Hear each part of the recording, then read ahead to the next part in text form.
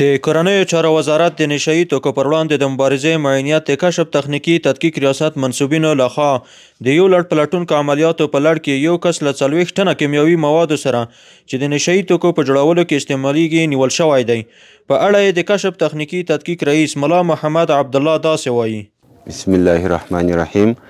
د افغانستان اسلامي امارت د کورنیو چارو وزارت د نشهیي توکو پر وړاندې د مبارزې معاینیت د کشف او تخنیکي تدقیق ریاست منصوبینو چې یو راپور ترلاسه کړی و چې د یو بل ملک څخه کیمیاوي مواد د اسیدک اسید په نامه دا راوړل سوي دي او غواړي دلته ترې په نشهیي توکي استفاده ترې وکړي. نو دا راپور ترلاسه کړی و چې وروسته د کشف د منصوبینو د خپل کشفي او پلټنې عملیاتو په جریان کې دغه مواد چې په تعداد تقریبا 40 ټنه کیږي د کابل د بګرامۍ ولسوالۍ کې هلته کشف او ضبط کړی ده چې په یو ګدام کې ځای پر ځای شوي وه او په تړاو یې یو کس نیول سوی هم دی